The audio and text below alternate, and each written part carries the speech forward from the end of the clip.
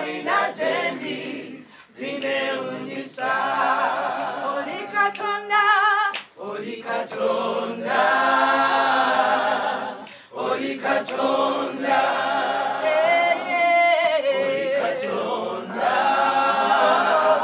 Weunyisa Oli Katonda sebo Oli Katonda Katonda mukampala muno Oli Katonda Katonda wabana mawulire Katonda Katonda wa Uganda Oli Katonda tuyambe Katonda asitula banaku Oli Katonda Oli Katonda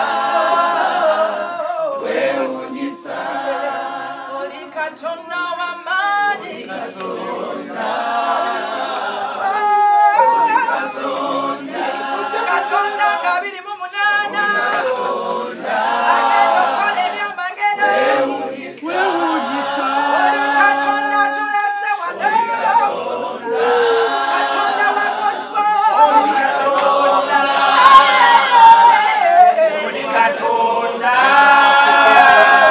weunyisa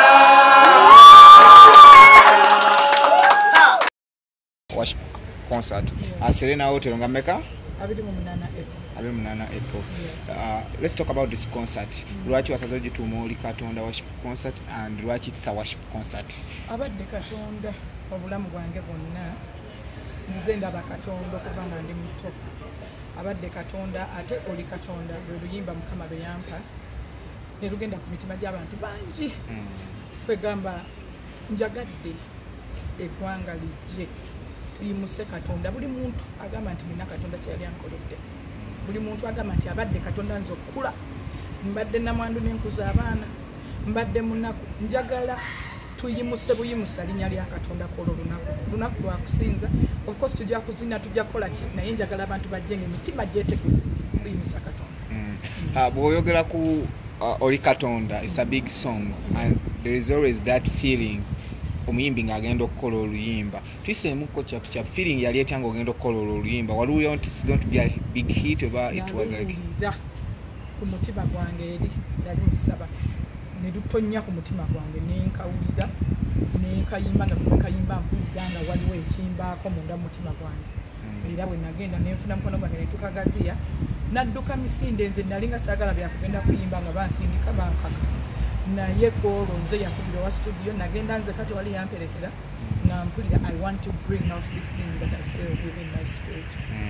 As being a backup artist for many years, oba oyagala okukola ekirungi because oba olabye bayimbi abamanyi nga bakola and the hustle was labyeko. Tugambe nti gwe watuka mu studio kuno terwakusumbuwa like any other artist ng'olukola kyakwanguyira nnyo?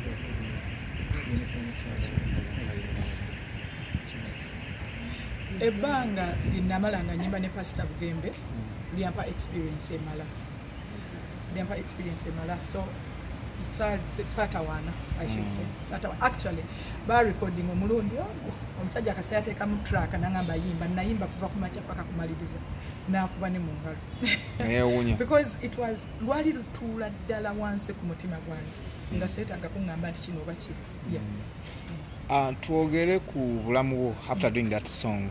Ebintu bingi ebijjirawo ng'omaze okuluta.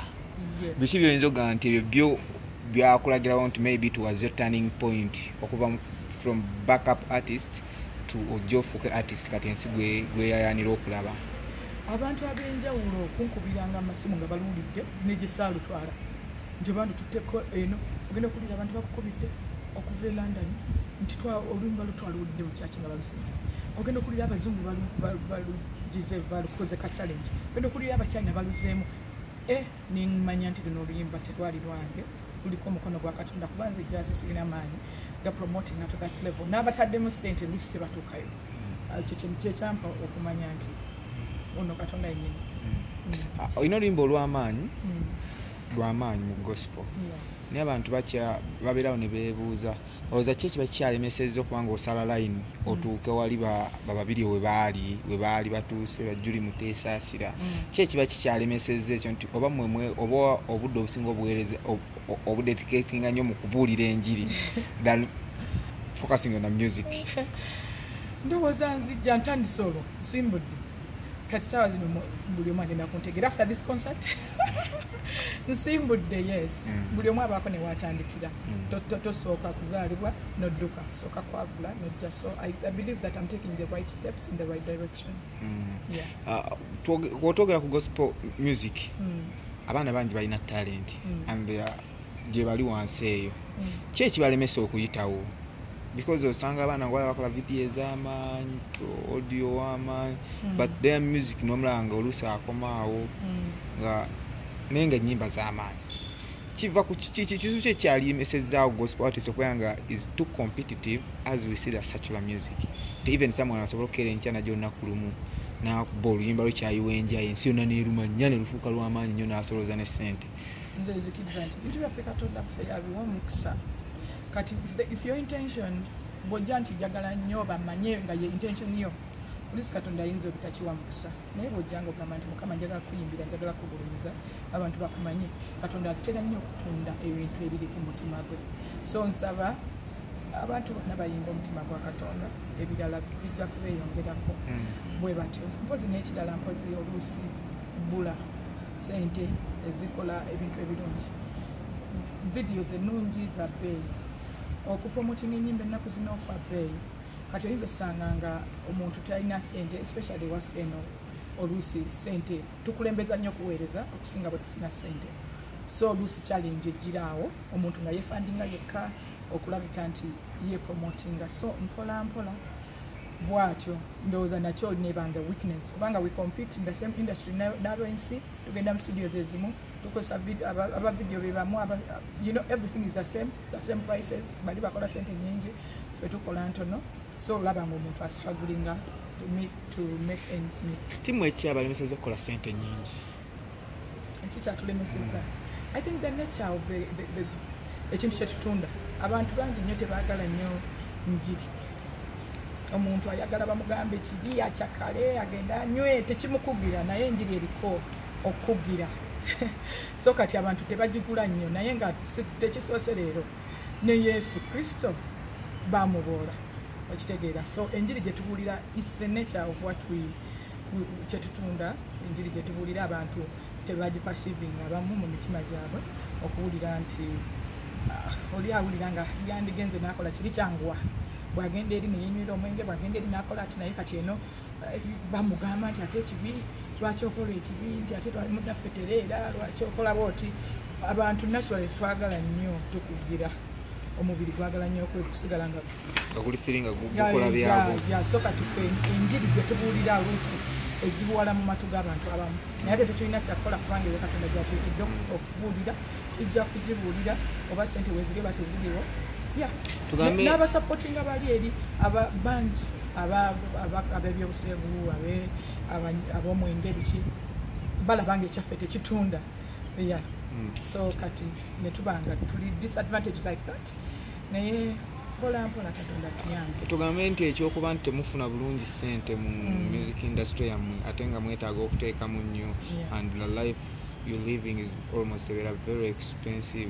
Kyekiviirako abamu ku bayimbi ba gospel okugwa bati like nga olaba nti Julie Muteesa asira atuuka ne yeevaako Judas Babirye n'atuuka nti w'amaanyi mu gospel ensi yonna emuwuliriza role model n'atuuka n'akola bye yakola naye n'agwa mu mbeera eyo tugambe nti gino okuba desire for money gye baleetera okuba nga bagwa nedda sirowooza nti desire for money maybe it can play part naye sirowooza naye ng'abaana b'abantu omuntu we are not God buli muntu yenna kasita obeera omuntu obeerako ne shortcomings kisa kya Katonda ffenna kyekituyamba kisa tewali muntu ayinza kugamba nti nze ndi perfect nze ngenda kukola bwenti naye ekisa kya Katonda kyekikola kyekituwanirira so ffenna kyetusambula tusaba nga tugamba Mukama ekisa neeyongereyo mu mbeera ng'eno oyinza bba amagezi ki likes of Babirye and Julie Muteesa asira because now at least for Babirye kale ensi egenze musonyiwa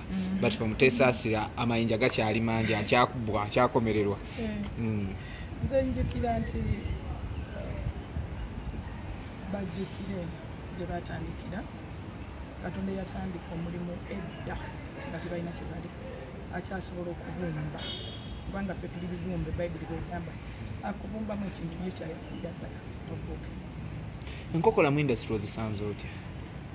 Bakuba enkokola tajjayitawo ozisanze otya? Enkokola ziri buli wamu naye omuntu olina kuba determined and focused bwenga ggwe kubanga zo mu bulamu bwonna teri muntu agenda kugamba ne mube mu bizinensi kagibe ku mirimu buli wamu waliwo enkokola naye bwe weesiga Katonda nobeera focused ku ekyo kyoliko you will always make it. Not weesonyiwa abantu notabeera nnyo ku ekyo you take it personal. Katonda akuyisanga. At one time before you breakthrough walirowoozezaako okwagala okwitinga music nolanga bikutamye noga bikoye before nga tonafuna breakthrough? Nedda. Sirowoozanga kwitinga lwansonga nze satandika kuyimba nti oba nfuna ekyo baki natandika okuyimba out of passion, out of love for my God. So that was the driving force. Oba waliwo asiimye oba waliwo akubye mu ngalo, I express my love to God when I sing. Sexual harassment mbayimbi abatera naddala aba gospel inza bava ki kuba abaana abato bangi abali bakomplainga ne bagamba nti babeera harassed naddala nga batandika career zaabwe, starting from the producers abakolera music, abaagala bawandiikirako ennyimba, abaagala bamanaginga, baba ne different interests than their careers. Ekintu ekyo nno munene akatandika kiwulira nze mu mulembe gwange nga nkula tewabirabako not at all. Naye nze ndowooza nti the way you carry yourself yekuleetera how people will take you. Okitegeera, carry yourself respectfully, tegeera Katonda gw'osinza, abantu leka bamanye nti ono atya Katonda alina line gy'atasala. They will respect you. If you respect yourself, you're focused, kulembeza Katonda, kubanga oluusi ffe abaloweringa standard zaffe ntwesula mu bikemo. Otambudde kiro, oyambadde bubi, otambudde n'abantu abatategeerekeka. At the end of the day bwe bigenda okuddamu. What kind of friends do you hang out with ng'omwana wa gospel? So the way you carry yourself, people will respect you. Abamu ku bayimbi abatera osala ne bajja eno mu secular music baba bacrashinga nnyo nga bagaba bazze mu music w'ensi bayibuli tekikkiriza. Is it not anti gospel artist alina kusala kujjako eno mu secular music like oba kuperforminga ku concert z'abayimbi abatali ba gospel? Babakuba nnyo eyo mu makyaki gye muva ne bagamba oyo akoze bw'ati, oyo akoze bw'ati, oyo agenze bw'ati. Anti kati feno ewaffe mu kulokoka nga bwe nkugambye nti eri tewali kukugira naye eno tulina principles ezitufuga. Eno waliyo principles. So kati if you cross the line nga Katonda si yagambye, if you cross the line abantu baba balaba kubanga n'abatali balokole bennyini balaba the standards of a born again. So people will always see and judge. That is it. Eri tewali kukugirwa naye eno God is a God of principles.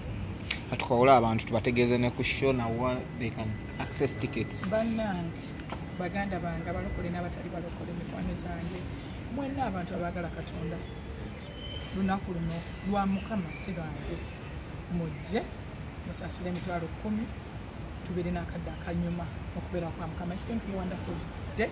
Abalwadde, abali depressed, abali stressed, come in the presence of the Lord, you will be made whole.